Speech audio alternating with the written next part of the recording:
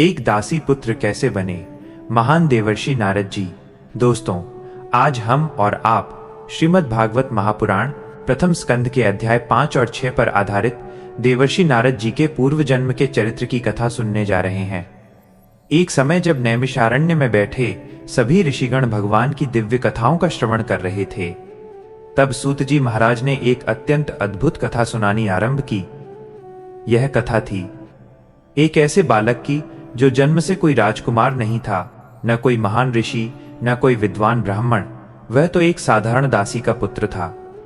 लेकिन उसी बालक ने भगवान के नाम जप के बल, संतों की सेवा और भक्ति के प्रभाव से देवर्षि नारद का पद प्राप्त किया।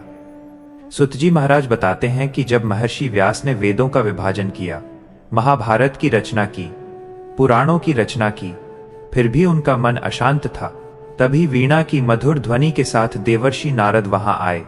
व्यास जी ने उनका सम्मान किया और अपनी व्यथा सुनाई। तब नारद जी मुस्कुराए और बोले, हे व्यास जी, आपको जो शांति नहीं मिल रही, उसका कारण है कि आपने भगवान श्री कृष्ण की निर्मल भक्ति और लीलाओं का पूर्ण वर्णन नहीं किया। इसके बाद नारद जी ने अपना पूर्व जन्म सुनाना आरंभ किया। नारद जी बोले, पूर्व जन्म में मैं एक दासी का पुत्र था। मेरी माता साधु संतों की सेवा करती थी।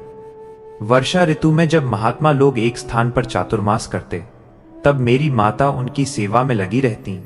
मैं छोटा बालक था, लेकिन मेरे मन में उन संतों के प्रति गहरा सम्मान था। मैं संतों के जूठे बर्तन साफ करता, उनके आसन बिछाता और चुपचाप उनकी बातें सुनता रहता। वे संत जब भगवान श्रीहरि की कथा कहते तो मैं मंत्रमुग्ध होकर सुनता। उनकी वाणी में ऐसा अमृत था कि मेरा हृदय धीरे धीरे बदलने लगा। अब मुझे खेल कूद में आनंद नहीं आता था। मेरे भीतर एक नई शांति उतर रही थी।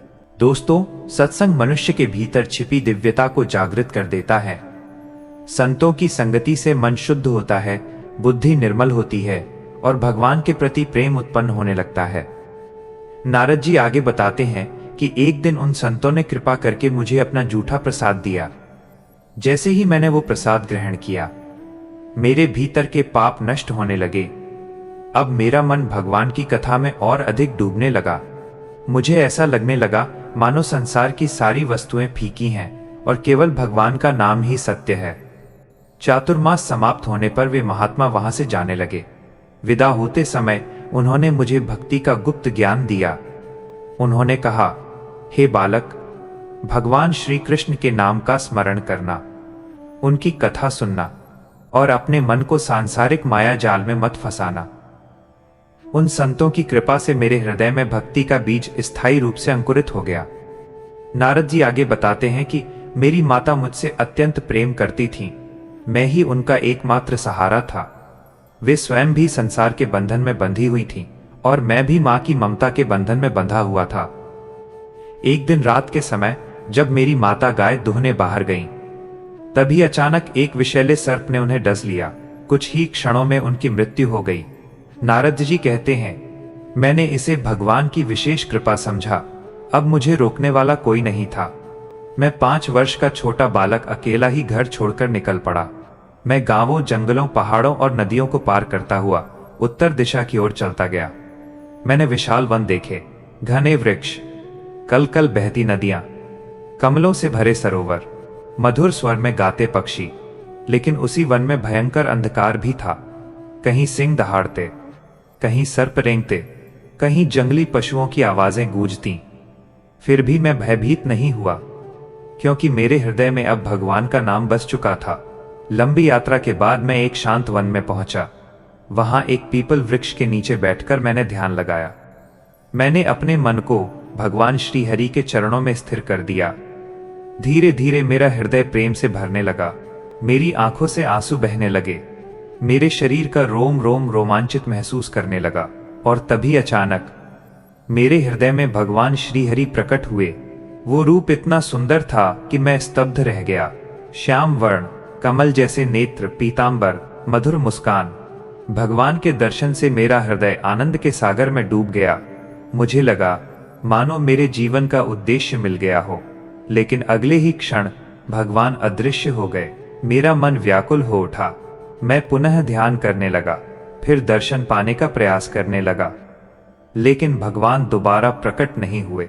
तब आकाश से दिव्य वाणी सुनाई दी, हे बालक, इस जन्म में तुम मुझे फिर कभी प्रत्यक्ष नहीं देख पाओगे, लेकिन तुम्हारे हृदय में जो प्रेम जाग चुका है वो कभी नष्ट नहीं होगा।